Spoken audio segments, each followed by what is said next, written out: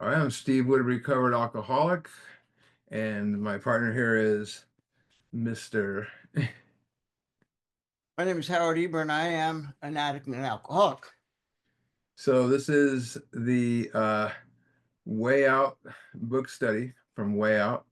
Um, so last week Howard couldn't make it. He had a situation where he couldn't make it, and I talked a little bit about myself and my background and what got me here and what keeps me here and why I like book studies. And I wanted to give Howard the opportunity to do the same thing. So I'm going to turn it over to Howard. Sure, thank you, Steve. Try to not take up the whole meeting with this, but just by way of background, those of you who know me know that I've celebrated 10-year anniversaries 3 times since coming into recovery in 1983. I've made every mistake one could possibly make, taken every shortcut, every middle of the road solution you could possibly think of. When I returned for the last time in January of 2006, I was lost. I was absolutely hopeless. I felt recovery was just inaccessible to me. What could you tell me? Go to meetings, work the steps, go to get a sponsor. In my mind, I did all of those things. I had a plan. I was going to go down in my basement with a needle and a spoon and some cocaine and Jack Daniels, and I was going to take myself out because I just didn't feel that recovery was going to happen for me. I was in that large percentage of people who just didn't get it. But I learned enough over the years to share about it. And I talked about it at meetings. And I can't tell you how often people would walk right by me after having just confessed to thinking of suicide, and they would not say a word, or they'd pat me on the back. And you know what they'd say? Keep coming. If that's the best you got to offer me is a pat on the back and a word of support, then you're out of ideas, officially out of ideas. But somebody came through, a newcomer from the mouth of babes. He had less than a year's sobriety. This was his first time around. And he started to talk to me about these tapes he was listening to, these tapes by these two guys, Joe and Charlie, and how it has changed his life because he found a group in our area that was doing a big book study alongside, accompanied by these tapes, and how they worked the steps together as a group and how it changed his life. And when he first started talking to me about it, I thought, look, that's great for you. I've read the book 100 times. I don't know how many step meetings I've been to over 24 years, but I never got what you got. But good luck. But he was relentless. He was a good diehard AA and ACA guy. He was on me. He would come to meetings he never went to before just because I was there. And he finally cornered me and he said, look, Howard, I know you think you've worked the first 3 steps, but the third step is about making a decision to do something, and you never did that. So you never really took that third step. And the second step is about allowing your creator to restore you to sanity by working those action steps, and you never did that either. So you never took a second step. And since you're still continuing to control and call what you will and will not do in recovery, you're still attempting to manage the unmanageable, which means you haven't taken the first step, which means the end result's going to be the same over and over and over again. You say, give me 2 weeks. Come with me for 2 weeks to these workshops. And if you don't find anything there, I will leave you alone. I'll never say another word. And I went just to shut him up. And on May 2nd, 2006, I walked into a church basement and something happened. I cannot explain it to you any better than to tell you that I suddenly became aware of a presence, of a force, of an energy that in 24 years in these rooms I never sensed before. And the meeting hadn't even begun yet.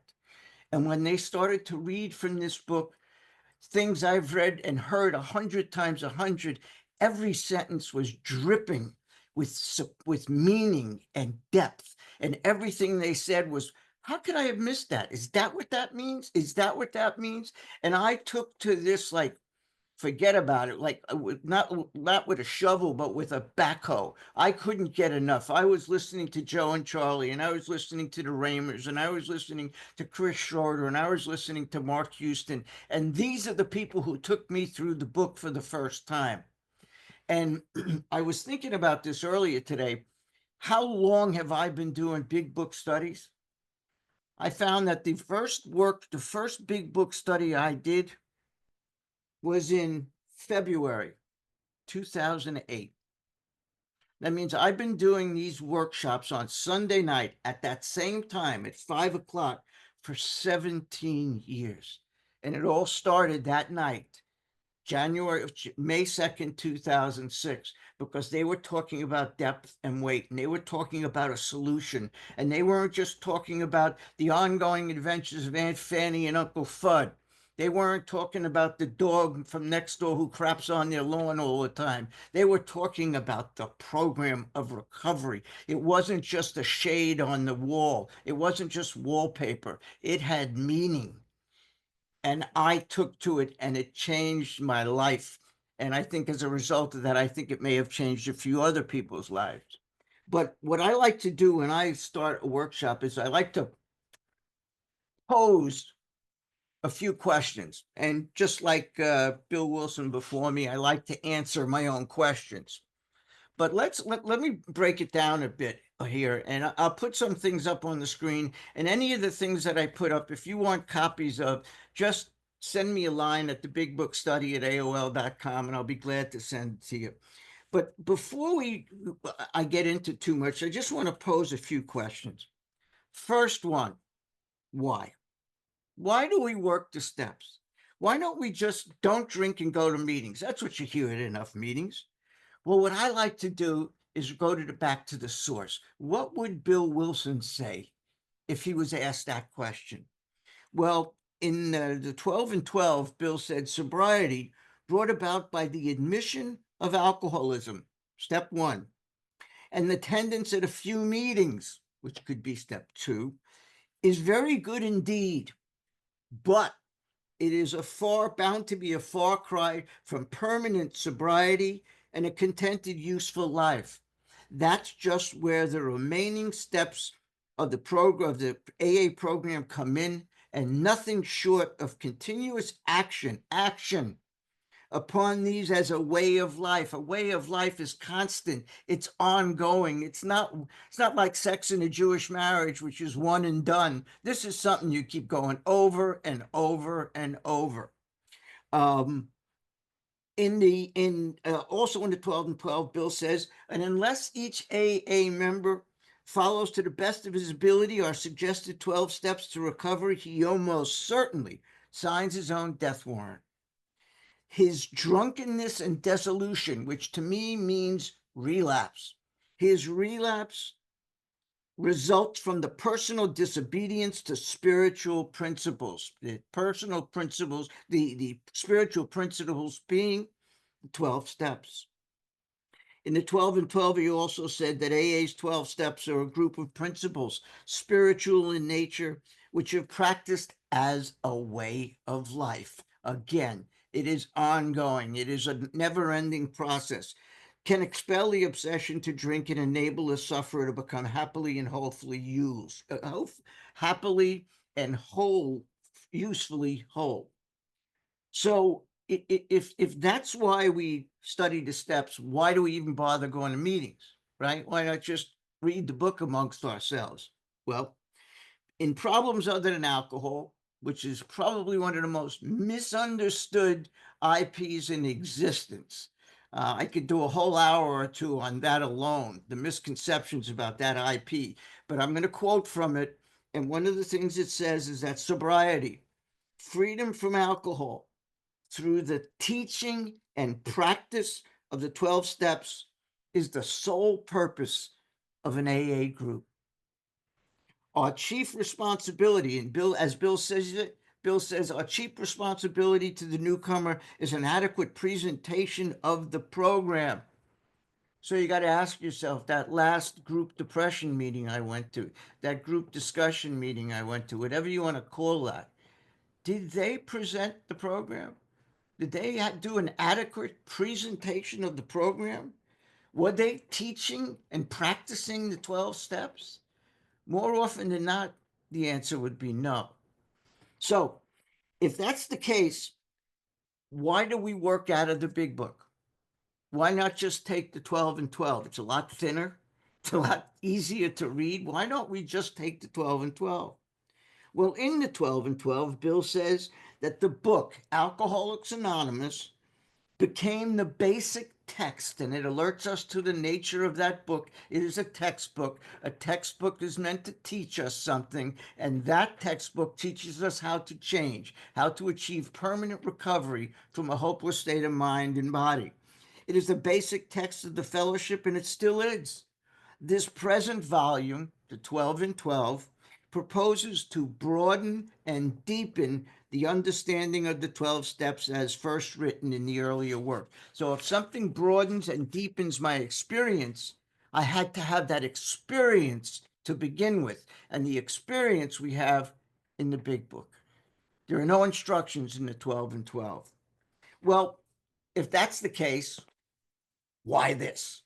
Why do we get together in these workshops? Why do we just get up here and pontificate like this? Why the workshop? Well, the answer to that, I like to go to the Little Red Book. Was the original title of that is an orthodox interpretation of the 12 steps of the Alcoholics Anonymous program by Ed Webster, was published in 1946. It was really the first step study workbook. It was co-edited or whatever you want to call it, with some suggestions and modifications by Dr. Bob. Dr. Bob didn't do a lot of writing, but he did some contributing to this book, into the Little Red Book. And in the Red Book, it says, worthwhile results have followed the inauguration of weekly classes devoted to guidance of new members in their quest for better understanding of the 12 steps as a way of life for recovery from alcoholism. These classes have created, and let me put this up here because this is the most important thing I could tell you right now. Give me a second.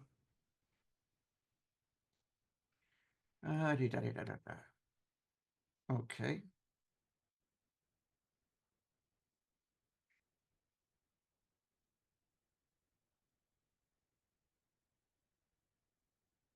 Okay.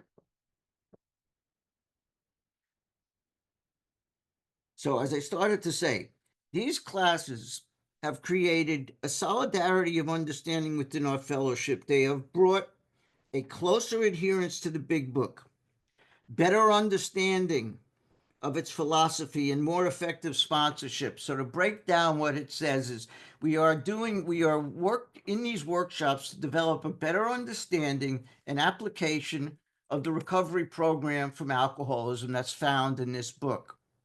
We're also here to clear up the myths and misconceptions that exist, and there are plenty of them. We're going to try and produce a higher ratio of sobriety among our members, and most important, to empower members to more effective sponsorship. What we do is teach sponsorship. That's the purpose of a big book study, is to teach sponsorship. And that's what we're going to try and do over these next few weeks and months. And that's just some background into these, what I think the workshops are all about. Steve, if you like, I could start getting into some of these, the disease concept pioneers, and start in with some pre-AA, Oxford Group's history. Or do you want to start with the Washingtonians and so Well, on? I was just going to lead into a little bit of history of addiction in the world and how that's kind of plagued us through the centuries. Let me, I love that stuff. Please do. so, you know, again, our group is open for anybody. So you're going to hear us talk about addictions and, and everything else because we are addicts and a lot of us are everything. But so, addiction, alcoholism, it's not something new that just started in this last century. It's plagued the world for centuries. I mean, opium, you know, played a huge role in many civilizations from the Babylonians to the Greeks, Chinese, Sumerians, Egyptians, British. Um, it was used in religious rituals, ceremonies, and stuff like that. But no one knew for sure when humans, you know, created like fermented vegetables. But the rumor is that Alexander the Great died in 300 BC from alcoholism, and the Babylonians did worship a god of, the wine goddess, and ancient Greeks drank poppy seeds, juice, and I mean, you could go back to like the 1700 BC in China. They found clay pots that are used for making fermented, rice, uh, make alcohol from fermented rice, and but around the same time, there's evidence of the Sumerians um, used opium, and opium by the Middle Ages began being used by the same people I mentioned, the British, the Greeks, in India, China, and a lot of it was to treat infections and insomnia and cardiac issues and severe pain, depression, even prevent children from crying.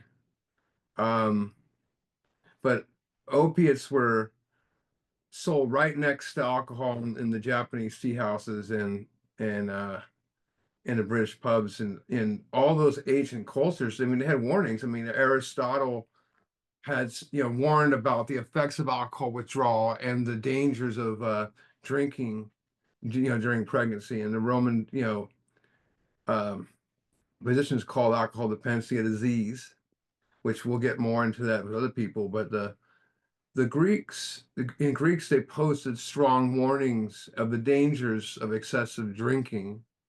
In China, in Japan, they had all had their readings and stuff. And Egyptian hieroglyphics depicted problems with alcohol. But if you go back, even in the Bible, and it's in Proverbs, trying to remember, 23, but it's like, it says, who has woes, who has sorrow, who has contention, who is always fighting, who has wounds without cause, who has redness of the eyes, those who linger over wine. Do not look on wine when it is red, when it sparkles in its cup, when it is smooth, when it is going down. It bites like a serpent, stings like a viper. Your eyes will see strange things, and your heart will utter persevere things.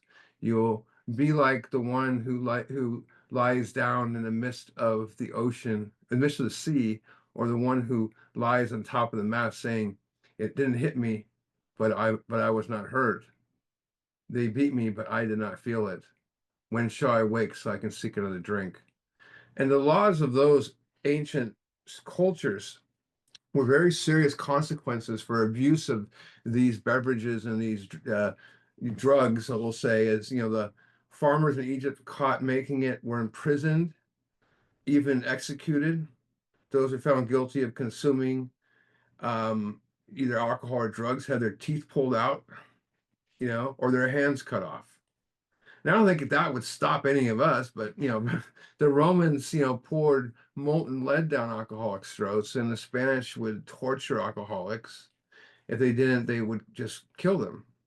And Europeans use humiliation to get people to stop drinking. And if a person had multiple convictions for public drunkenness, they would, put them in the drunkard's cloak. And I actually got a picture of this. It's kind of funny in a sense, but it's called the drunkard's cloak, and they just put a person in a barrel and hoping it would stop them from drinking. I'm sure they found a way, you know, but that's a very interesting aspect right there. And they would parade them over town, humiliate them, and spit on them, and children would laugh at them, and with the hope this would shame them, scare them straight. Similar device was used in Germany and I think Denmark, where they would use what looked like a bird cage, and they would put it over their head and stop them from drinking. And in France, interventions from alcohol involved yelling, physical abuse, and immencing, the drunk and shoving the drunk's head in cold water over and over again. And this kind of I'm going to take this down. But the thing is, you also have to look at the religious aspects, and especially when we get to America, they would use these persons are possessed and stuff like that, and as examples. But we know the main cargo on Columbus's boat was alcohol, and it's for several reasons. I mean, well, they like to drink, but even more importantly, it didn't spoil. And so they use it for trade and negotiations, and I'm going to fast forward to getting into this Benjamin Rush and Revolutionary War, but this is where it gets interesting. 1775 to 1783, colonists averaged 5.8 gallons of pure alcohol. It doesn't say alcohol, it says pure alcohol. And New England alone had more than 200 rum distilleries. So it's not a surprise that many of the laws in early America were built around trying to control drinking. And problem drunks, just like the other ones, were put in stocks and spit on, and they would walk by before church, and they would force the drunks to hard labor, free labor, of course, hard labor. And one fact is that all the original laws written in the colonies were punishments for treatment or treatments of alcohol. And the most important of those laws, every single one was written by non-alcoholics. So the conception we have today, that, like Howard mentioned, the disease, that can be traced back to physician Benjamin Rush, and that's during the Revolutionary War. And he treated General George Washington, saving his life. So he kind of became a made man. And Rush was a signer of the Declaration of Independence, and he was considered a founding father. But he was kind of like the first Surgeon General, and he was the father of American psychiatry. And in 1784, I don't know why I think he's clicking my house, but uh, he said something that changed the way people looked at alcoholism. Is he spoke of the evils of alcoholism from perspective no one heard before. He challenged the idea that alcohol was not a condition of being weak-willed and sinful, which is what everyone said, right? That it was a medical disease, and that it was a physical dependence that led to an uncontrollable desire to consume alcohol once you started.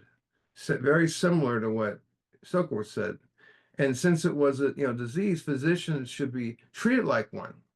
And he believed that rather than punishing the alcoholic with imprisonment, that the answer lied in moral treatment, that the alcoholic should be placed in a special hospital, which would include psychological support until they could resume a place in society. And Rush, here's a pioneer. Most doctors, the press, thought he was crazy. This was a pioneer. He was a made man, and they said he was nuts as soon as he said that. And holding on to the view that alcoholics were weak and sinful, but the truth was everybody was baffled by it. No one could figure it out.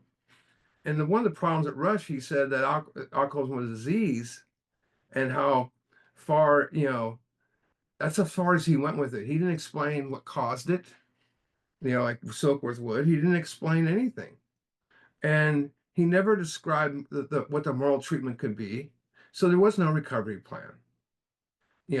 His words were heard. Some areas started offering medical treatment from alcoholism. But prior to Rush, were anti-alcoholic groups. We're going to get into some of those in a minute. That tried to spread the word of alcoholism.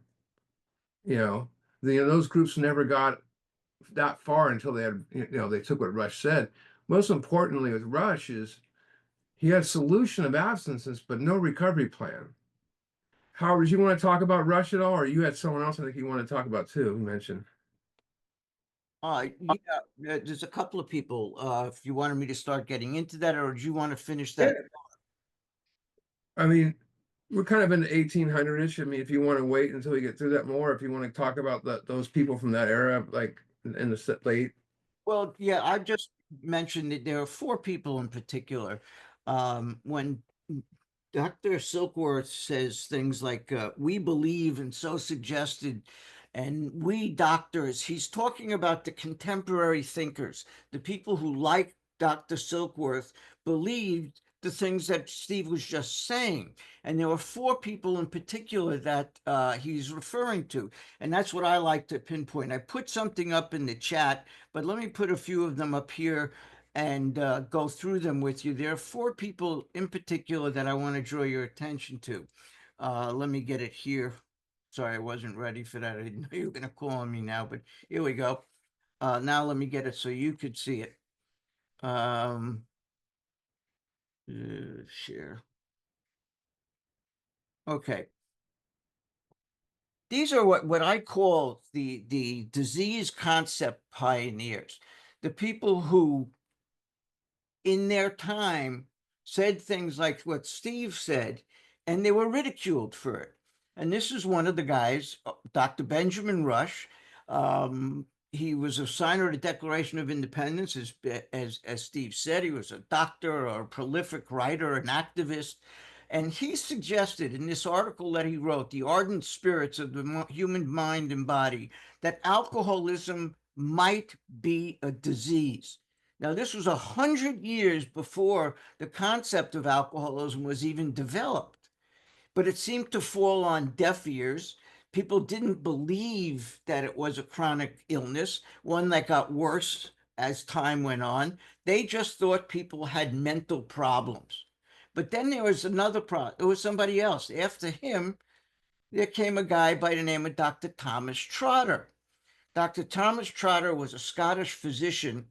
He lived from 1760 to 1832, was a medical reformer in the Royal Navy, but he's relevant here because in 1804, not long after the Benjamin Rush article, he wrote an essay called Essay on Drunkenness, and there's a picture of it right there, was the first ever book-length consideration of alcoholism dependence and its treatment. He was a key figure. He said that habitual alcohol consumption is a disease of the mind. But just like Steve emphasized, neither Rush nor Trotter had any answers for treatment. They were identifying it as a condition that was not just a condition of the mind, but they had no answers for how do you treat it. And then there's a guy by the name of Dr. Magnus Huss. I love these names. Magnus Huss was a Swedish physician and professor. He is credited for coming up with the phrase alcoholism. In 1849, he used that term to refer to, quote, the pathological changes in the body due to long-term alcohol intoxication. He called it a disease of the brain, and he named it alcoholism, which was first time anyone ever used that in 1849. And then the last guy I want to draw your attention to brings us into almost the present day. Dr. Alexander Lampert. Dr. Lampert, with his partner, John Towns, came up with the belladonna treatment. He and Towns developed the belladonna treatment. And that's where we know the name Lampert, because it was known as the Lampert Towns method. I said John Towns. I'm sorry, I meant Charlie Towns. Very often it's credited to his brother's name rather than his name, but Dr. Alexander Lampert is the guy who is credited for this, not Dr. Sam Lampert. But again, didn't have a solution, thought that he could treat the body and remove the alcohol with this ridiculous theory of binging and purging and getting people to throw up and so on, but it only created some very nauseous alcoholics. And those are the four I wanted to talk about before I got into the Oxford groups and some of the pre-Akron beginnings. But I'm going to turn it back to Steve because this is all I wanted to mention right now. No, that's awesome stuff. And I think that it's, there we are again with solutions of absence, but no recovery plan. One thing I wanted to mention too is in the 1800s, Americans were consuming, but over the age of 15, consume 7 gallons of alcohol per year, and Americans today drink an average of 2 gallons a year. So believe it or not, the reasons for the huge alcohol consumption back then had to do with health. Before water purification practices, alcohol is actually safer to drink than water. And preacher called it even the water of life, and this will make you strong. It was all these things had all these, you know, bizarre aspects with them, and it was used for everything from anesthesia to antidepressant. And by the 1840ish, I think it was, the average person was consuming 2 bottles of 100 proof of liquor per week. So heavy drinking contributed greatly to poverty. There was, you got Italian physical assaults and homicides and domestic violence, and it was a way to also easy blame. But those things would spearhead this other group called the temperance movement. And this will go tie in later when we get to prohibition and all that, and we'll mention it. They had some weird quirks about, the original idea was behind it was to teach people how to drink like gentlemen, moderately, you know, drink like a gentleman. And their focus was, when they first started, was not on drunks. The temperance movement started on the theory that was to teach people how to drink moderately so they won't become drunks. So, teach people how to drink at younger, and they flopped at that, and eventually, with the help of the church, they would wind up, become more crusaders. And so I mean, when those things failed, that's what they got into the press and into the politicians, and they went more official in 1836 with it, I think, or 1836, I think it was the American Temperance Society. And it was formed to make money, help politicians gain followers, get elected, and churches to grow. So there was reasoning behind it. And they would often preach to drunks about temperance, to lure them to church. And temperance movements never went away. It was made a big comeback, like I said, during Prohibition. But, solution was moderation, no recovery plan. But I like to bring up the next group that spun off of that was the Total Abstinence Society. Well, they weren't as big as the temperance. They were formed by rich to-do folks and was built around not drinking. Since they had money, this group had lots of they would buy ads in the paper, and pretty big, and they would travel from city to city, to church, or big revivals, and they're going to speak. And the problem was it's created by a politician who was just trying to get elected. So it was gone quick. Solution: abstinence, no recovery plan. But in 1840, now we're going to get into a very powerful message here. An important group was started by alcoholics called the Washingtonians. It started when 6 friends were in a bar listening to an abstinence lecture and thought we could do better than that. So they formed their own society of non-drinkers. And one thing they noticed, that the other abstinence groups had no rules, no solution, no tradition, so to speak, no structure. So they came up with an idea to have large gatherings based on like revivals, almost like, where people could listen to a person give a strong pledge about not drinking. Sound familiar? And some of their core activities were commitment to the cause, um, continued participation and sharing, public confession, visit from old members. Sounds very familiar. Economic assistance, acts of service towards alcoholics, sober entertainment. And their fellowship, they would have these large gatherings, and they would have food and everything like that. But the main thing was, is come and join us. We can keep each other, strong. But they grew fast too quickly. This is the strong. Here we go. The first anniversary of them, they had 500,000 members. And a meeting later in Boston, a year later in Boston, they had 12,000 members, is what they claim. 3 years later, that's 700,000. 3 years later, there's no trace. They were wiped off the face of the earth. So from 700,000 members 3 years later, like there was no trace left. What happened? Good fellowship, maybe great fellowship, but they mistook public testimony and decision to sign an abstinence pledge as a program of recovery. They had zero program, and they couldn't agree if it was. They would argue about whether if it was a disease or not. and they would not even talk about it. And so they never understood the nature of alcoholism. They could not agree on spiritual ideas, and they had no idea the role spirituality would play in the reformation of an alcoholic or addict. So the disease part of their spiritual part were never talked about to avoid arguments. So they would say, "Oh, we're gonna argue about this. Let's not talk about. Let's not try to figure it out." And they lacked organization. There was no like board or no traditions. So solution: absence of fellowship, recovery plan, none. I'm sorry. Solution is absence. Recovery plan was fellowship.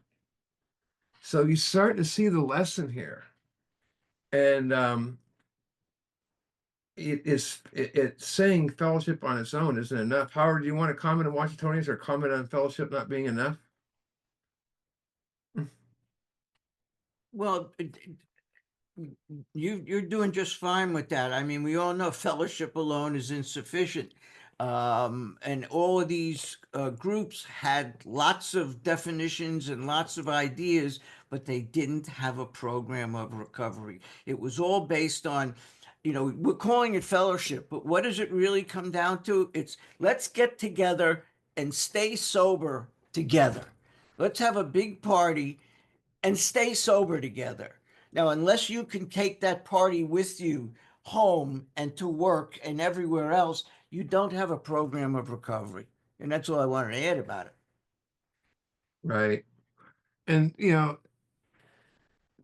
one of the thing I'm going to back up to the 1800s, and this gets crazy here a little bit, but so the German scientist isolated opium's main ingredient, morphine, which is 10 times stronger than opium, creating what they call the powerful pain reliever, and it became big business from businesses to doctors. Oh, they couldn't believe how it took away pain.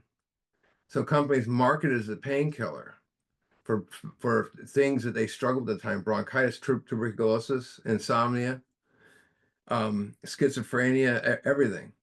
I'm going to fast forward. This is the main thing I want to bring us up is what happened during the Civil War. It spearheaded the addiction and alcoholism to all-time highs, and morphine was one of the main treatments um, for injured soldiers, and they would do amputations right there in the battlefield or some type of surgery. And following the Civil War, it became very clear that morphine had a serious side effect, addiction. And soldiers returned home with kits of morphine with hypertonic needles, very addictive. And morphine addiction became an epidemic in the United States. An estimated 300,000 soldiers from the Civil War became addicted to morphine. And to help those soldiers who were addicted to morphine, an English researcher extracted morphine, and what he got was heroin. So it was marketed as a safe, non-addictive cure for morphine addiction. That's absolutely insane. And 1895, Bear Aspirin would buy the rights to heroin and market it as a morphine substitute pain reliever, cough suppressant, and while cheaper, heroin went to the bloodstream faster in the brain, so much more addictive. Let me show you some pictures here.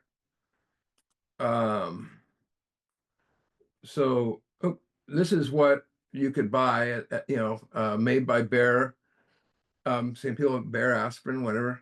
It's a little heroin bottle, and then they had here. This is part of their label. We can't really read it that well, but it'll tell you everything that's in there.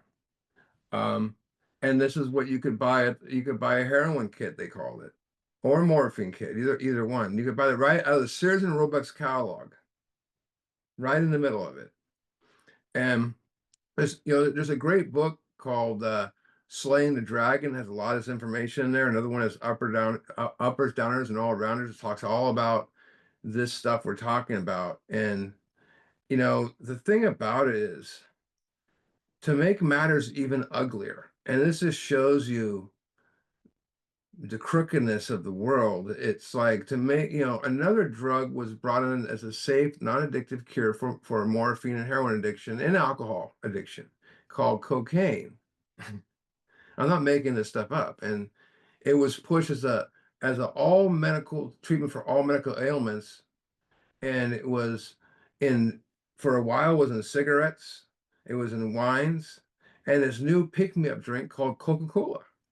It was actually in there. It's still in there. They just got rid of the part that gets you high. Um, but one mixture of cocaine and soda was simple and direct. The one nickname they used, and it stuck till today. They used to people would say, go up to the bar and say, "Give me a can of dope," and that was Coca-Cola. So they knew, people knew something was going on there. And by 1900, there was 500,000 alcoholics and addicts in the U.S. addicted, and treating drug addicts with drugs, didn't work then, doesn't work now. Um, and did you want to comment on that, Howard, at all about those drugs at all, or? Well, I put a few things in the chat, and also I put a suggested reading list that has the books you're talking about. You're talking about Slaying the Dragon, and you're talking about Uppers, Downers, and All Arounders. Most of what Steve is talking about is well covered in these books, and it's on the suggested reading list. So if you're interested in picking them up, the suggested reading list is in the chat. And we'll try to put together, anything that suggestive reading list. Maybe we'll eventually have a larger one we can post in there too, because I got a lot of books. Howard's read a lot of books, and it all helps, and I'm sure some other people know books too. One thing I wanted to mention, and this is very important, is the big book uses the word asylums a lot. Asylums. We know them as insane asylums, mental institutions, mental hospitals. But how did alcoholics wind up in those places? That's what people wondering. That's why I brought up the Civil War and these addictions and these drugs. Because in 1886, and he's a fascinating individual to read about, psychiatrist Dr. Samuel Woodward, who was not well liked by the medical profession because he was kind of looked at as a guy that did experiments and stuff, very money mongrel kind of guy, blackballed eventually. But he created the inebriate asylums for drug addicts and alcoholics. That was in 1866. And um, drug addicts and alcoholics at the time, I mean, it's okay. So they're what? Corrupters of society, men's society, thieves, rapists, gamblers, prostitutes, predators, whatever that's what they did. They tagged those people. And oh, we can't let these dangerous predators roam the streets. And since they believe alcoholism, it was only a problem of the mind, and asylums, actual insane asylums back in those days had rules, and they didn't like the alcoholics in there because they were distractions. And they created inebriate asylums. The belief, and this is crazy, was in order to cure the disease of addiction or alcoholism was necessary, it was to detain the alcoholic. So asylums were modeled after insane asylums, but very different. And insane asylums had, like I said, had rules. There's procedures they could not do on alcoholics, such as they couldn't do shock therapy or dope them up. But in Eva Asylums, all those rules were out the window. So they created a place, and you had back then, if Howard could go create his own hospital for alcohol research, and he could do it for 3 years without anyone even telling him what rules he had to follow. That's just the way it was back then. But drug addicts and alcoholics at these inebriate centers were doped up on high doses of tranquilizers, sedatives, and other drugs. They were given shock therapy. Some were lobotomized. Interventions were screaming at them and physical abuse and strong reasons to stop drinking, scare them straight. Um, Mental harm. And thankfully, by 1920, inebriate asylums were declared inhumane and were all closed and converted into insane asylums, meaning the drunks were now in full-blown mental institutions. And to keep them there, alcoholics and addicts were classified as mentally insane and rarely get an opportunity to leave. And Many times, patients just seem to disappear into the system, they're alcoholics, because people would wonder, why is my uncle still in there? And they would say, oh, we can't find him in the system. But early A members who spent time in the Niebuhr asylums, because you remember A started in 1935, and I mean, they ended in 1920. You know that some of those guys at younger ages spent time there. They said that they were the darkest, most evil places they ever went to. So that solution was incarceration and recovery plan none.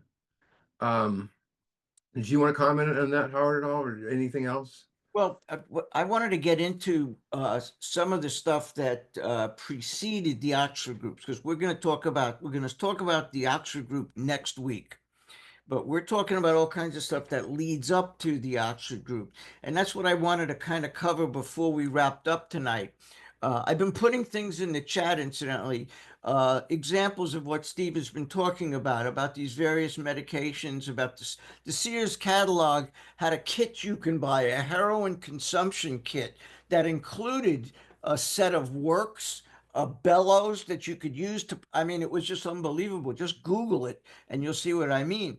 But there's a lot of that stuff I put in the chat. But I wanted to talk about, if we have a couple of minutes, uh, the pre-Akron beginnings before the Oxford groups, or we could leave it to next week. You want to leave that to next week, Stephen? We'll just talk about Um, Oxford groups. we still got something, a little bit of time. We could do that. All right. What I want to talk about is what was there before the Oxford group. How did the Oxford group come about, really? We know what was there before. Steve has been talking about that. But how did the Oxford groups come into being? What started this whole thing? And we're going to be talking about them next week. But let me just put some of this stuff up on the screen and we'll take a walk through this, what I call the pre-Akron beginnings of Alcoholics Anonymous. And it wasn't called Alcoholics Anonymous. Let me get it so you can see it. All righty.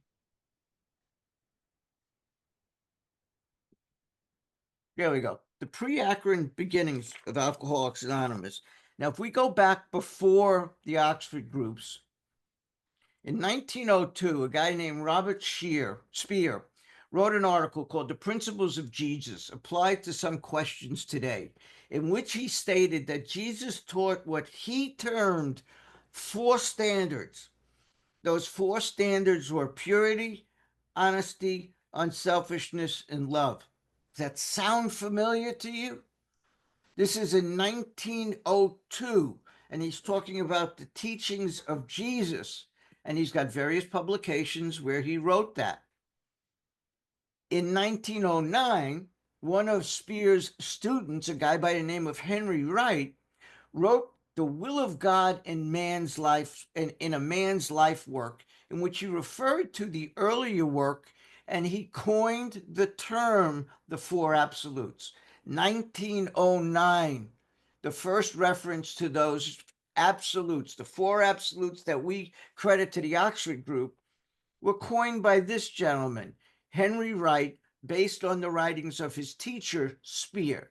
And he further suggested that if we surrender to the protection and care of God and follow the dictates of a higher power, we will live in a new and wonderful world no matter what our current circumstances. Does that not sound like the big book?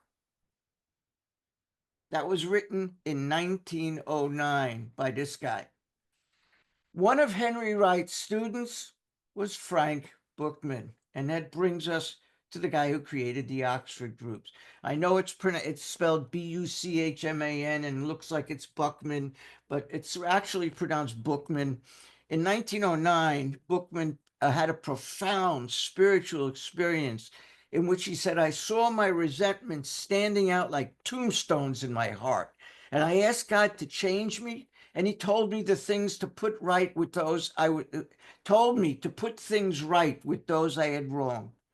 And that produced in me a vibrant feeling, as though a strong current of life had been poured into me and left in me a dazed sense of having a great spiritual shaking up. Does that not sound like a spiritual experience? In 1922, he started a ministry called the First Century Christian Fellowship. which eventually became known as the Oxford Group because it was formed in Oxford in the UK. And the Oxford Groupers strove for absolute purity, absolute honesty, absolute unselfishness, and absolute love through the practice of the tenets of surrender to God, listen for God's directions, restitution, and sharing and confession of one's sins and temptations. Does that not sound familiar to you? Well, what happened to the Oxford groups?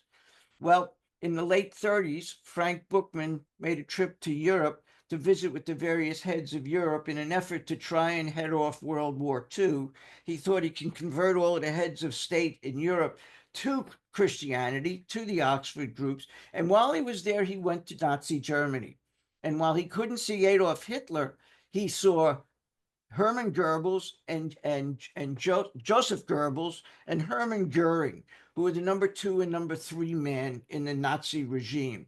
And when he came back to the United States, he was quoted in a New York paper as saying, "I thank heaven for a man like Adolf Hitler, who built the front line of defense against the anti-communism of the antichrist of communism." The second part of that quote, nobody pays attention to.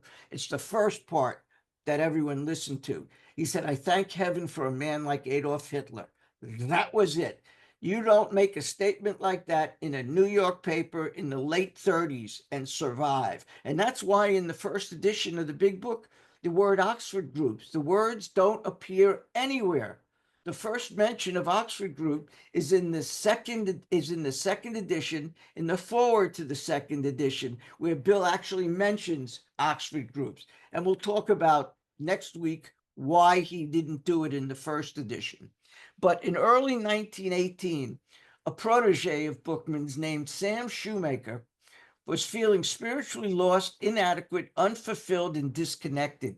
And while on a mission with Bookman in China, he advised him to look within himself in terms of purity, honesty, unselfishness, and love, the equivalent of today's moral inventory. Shoemaker does that and said, "My sins rose before me like tombstones," and resulted in him having a profound spiritual experience. His transformation was so strong, he became the leader of the Oxford Group, and in 1924, he established their world headquarters at New York's Calvary Episcopal Church at 61 Gramercy Park. Wealthy industrialists, now this is where it starts to get familiar.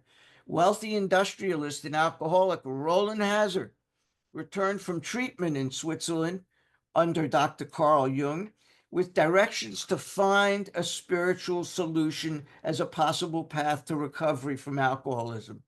Since the Hazard family was a major financial contributor to the Calvary Episcopal Church, which very rarely is even mentioned, he went there, and under the guidance of Sam Shoemaker, he had a spiritual experience and became an Oxford grouper. Most of the time, we never talk about that. How did Roland Hazard have that spiritual experience? Well, he became involved with the Oxford group. Well, how did he become involved with the Oxford group? He went to New York. His family had investments in Calvary Episcopal Church. He went to Sam, and Sam said, "Let me take care of you." He eventually dedicated a Hazard family property in North Bennington, Vermont, into a sort of drying out farm for alcoholics. And that is where he took another son of a wealthy industrial family named Edwin Throckmorton Thatcher, Ebby Thatcher, who was about to be sentenced for alcoholic insanity to an indeterminate term at Lawton Hall Asylum in Brattleboro. That's pictured right here. Roland showed up in court with another Oxford newbie, Sebra Graves, who happened to be the son of the standing judge that day, Collins Graves. He told Judge Graves he could sober up Ebby through the disciplines of the Oxford group, and he was starting to do so, as he was starting to do for his own son, Sebra. Judge Graves reluctantly agreed, remanded Ebby to the care of Roland and his Oxford groupers, and Ebby became involved in the Oxford Group's soul surgery, their 5 C's of confidence, confession, conviction, conversion, and continuance. And in the fall of 1934, Ebby, who took up residence at the Calvary Mission, starts to think about his prep school drinking buddy, Bill Wilson. who he hears is currently drinking himself to death in Brooklyn. So he decides to call, and arrangements are made for Ebby to come to dinner. Bill is immediately taken with Ebby's appearance. There he stood, fresh-skinned and glowing. There was something about his eyes. He was inexplicably different. As for the rest of the story, more will be revealed. I'll see you next week. More, and the important thing too is one of the things we're going to talk about next week too is there's another group that's not part of the Oxford group but ties in with Roland Hazard called the Manual Movement out of Boston, and they're basically the first treatment center. But they had a guy named Courtney Baylor who was one of the guys that Roland had came across. And with Courtney Baylor, he did something called moral inventory. So we don't know what that pertained. And then somewhere in the next week or week after that, we'll talk about, mention all these drugs and stuff. And, in 1914, Wilbur Wilson is the elected president and starts this progressive movement. And he first thing he does is try in the Harrison Act, this, prohibiting drugs, morphine sales, and all that. But he also did the prohibition too. So, and we'll get into like what was the climate of the United States like at that time? What were these speakeasies we're going to talk about in the book? What was these, what did it, what was the climate like when we hear all this stuff in the book? So I'm going to go ahead and stop the recording. If any questions, we'll talk in a second.